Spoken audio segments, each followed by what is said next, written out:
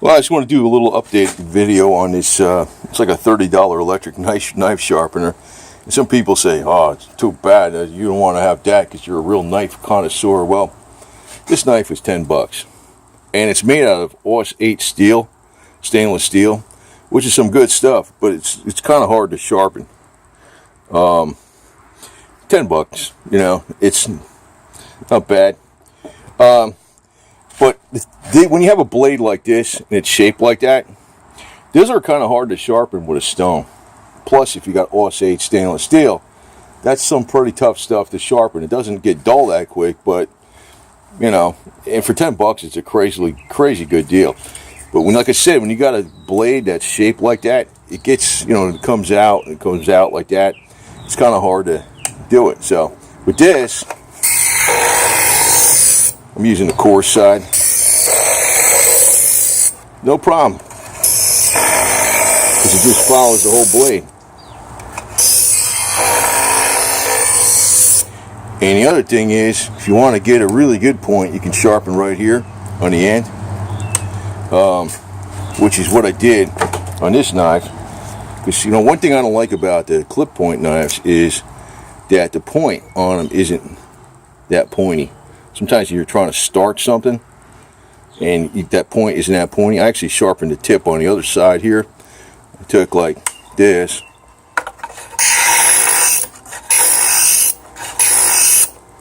And it made it a lot more pointy. It's not real pointy, it's not like a stiletto, but it's enough that, you know, sometimes I got to get something started and I can't do it because it's not pointy enough. Well, that did it.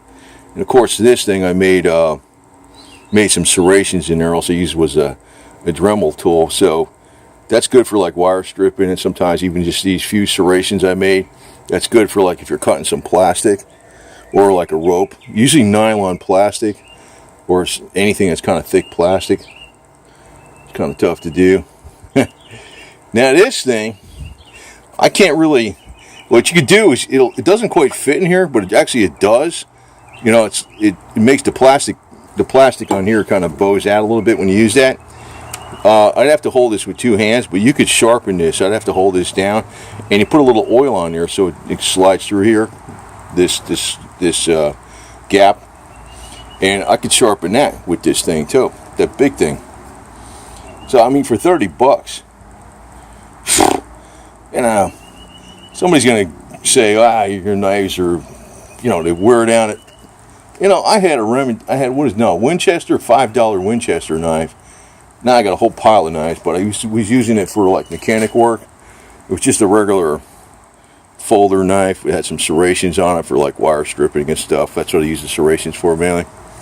And I sharpened that a gazillion times. And, you know, with a pull-through sharpener, not a stone or nothing. And it's a cheap blade. And it ain't worn out. And I use it for like, you know, scraping battery terminals and stuff.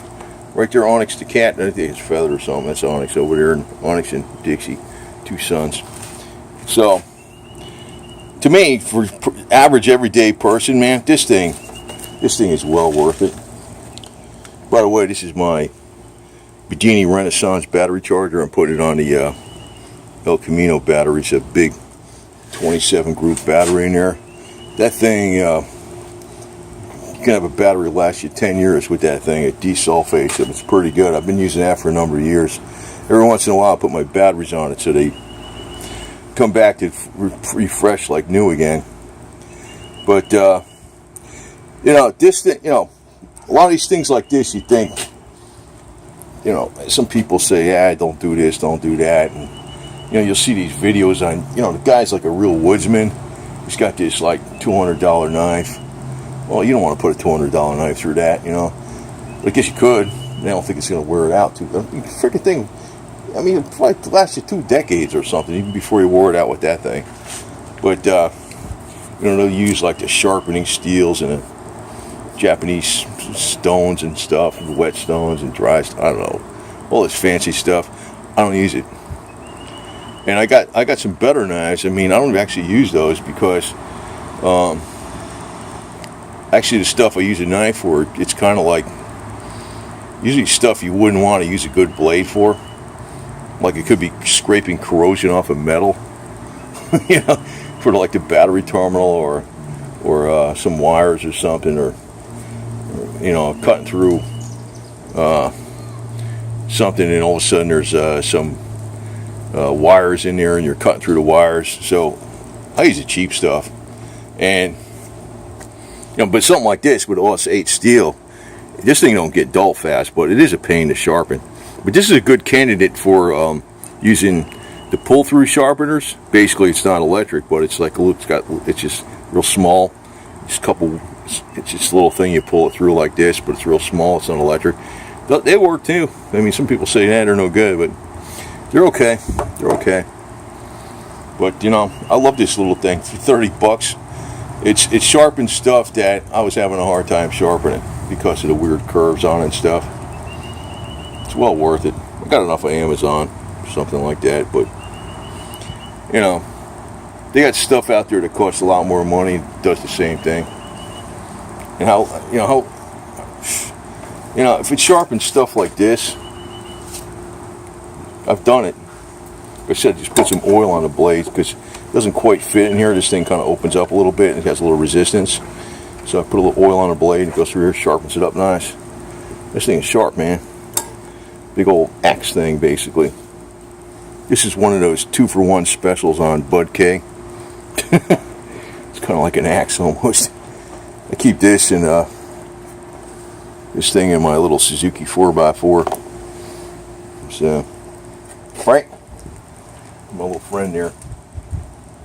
That's Feather. That's Mama Cat. She's got the little white tuft of hair in the front. So, anyway, you know, I'm a guy that does stuff. I mean, it's like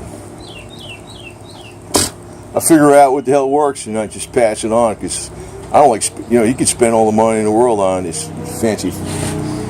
I know people would say you should get a real proper. I got K-bars. Got a few of those. They're pretty good knives. I got another German-made Skinner or something like that. I got one of the old timers that was made back in the USA before they switched over to China.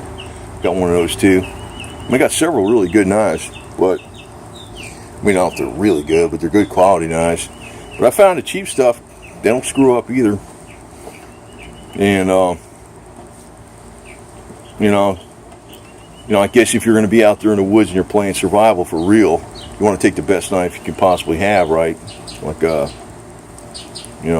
something that's definitely going to hold up under some unexpected abuse. But for everyday use, I wouldn't use those good knives because I'll probably chip the blade or something like that. Doing something, you know.